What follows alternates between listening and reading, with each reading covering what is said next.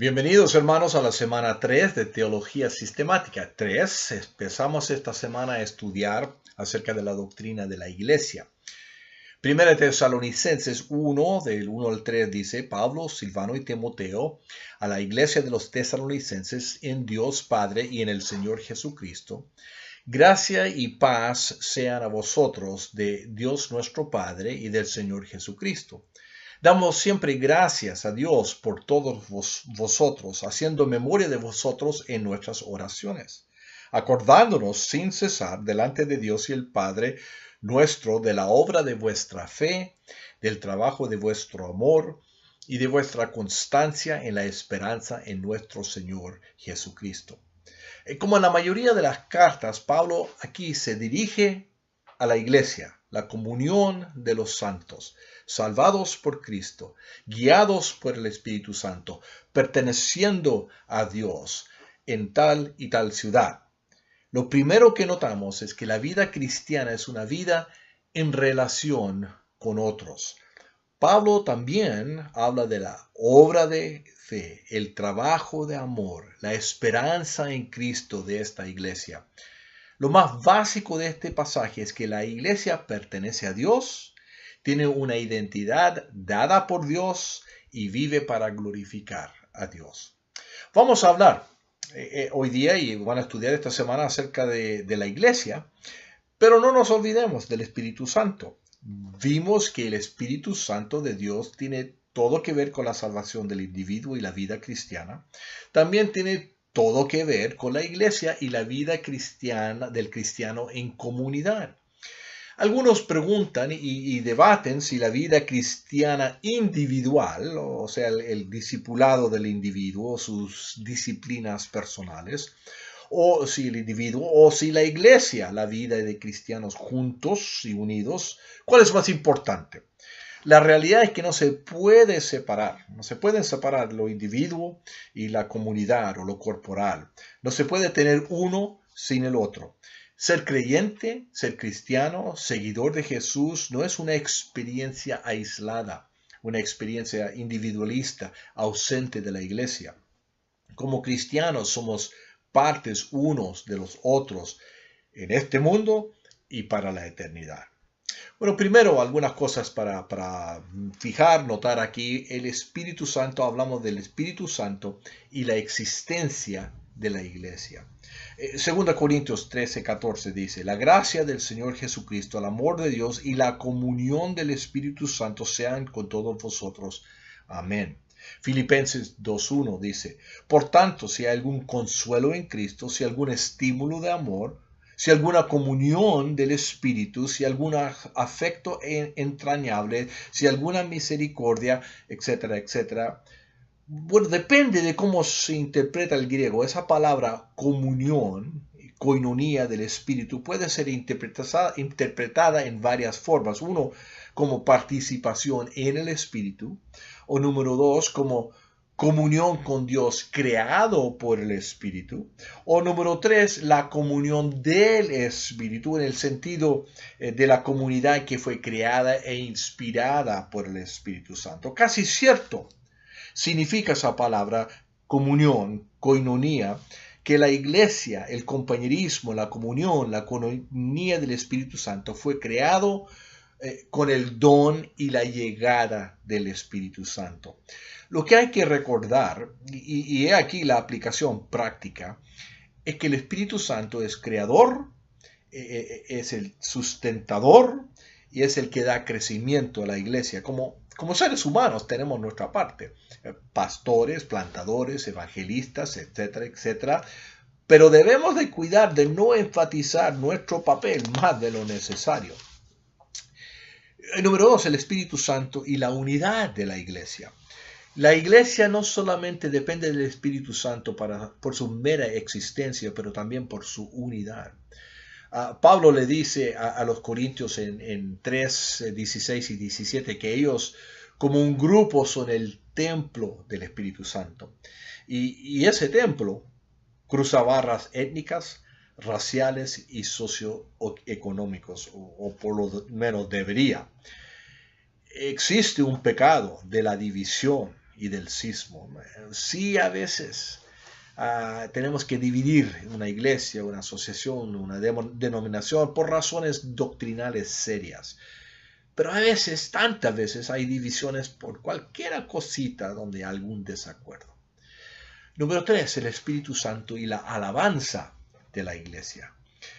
Pablo le dijo a los tesalonicenses que él había llegado a ellos predicando en poder y en el Espíritu Santo.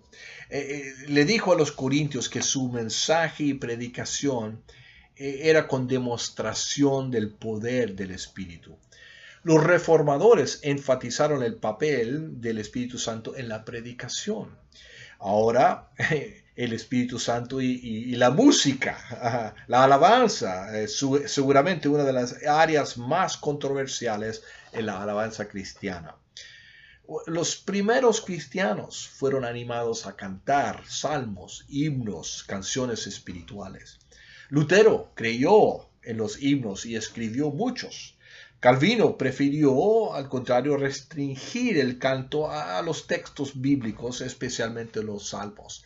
Pero hubieron personas como Isaac Watts y los hermanos Wesley y durante los grandes movimientos de avivamiento en los Estados Unidos, esos trajeron grandes cantos y himnos a nuestra tradición evangélica. Podríamos decir que el mismo Espíritu Santo inspiró y dirigió a todos estos a escribir sus himnos y sus canciones.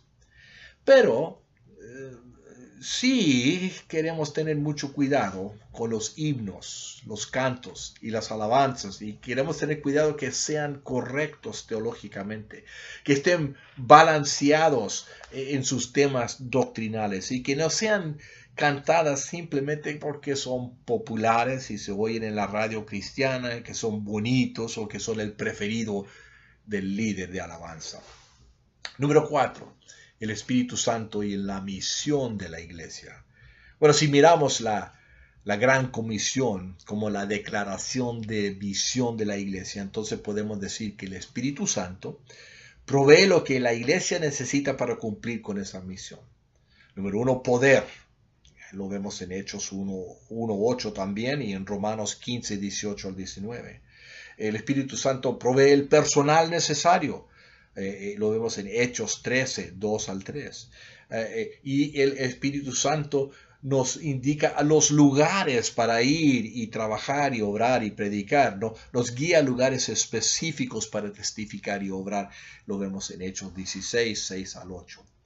Y finalmente, número 5, el Espíritu Santo como el Señor y no el cautivo, no el prisionero de la iglesia institucional. Debemos tener mucho cuidado que el Espíritu Santo no sea prisionero de la iglesia, de nuestra tradición, de nuestras iglesias, de nuestra denominación.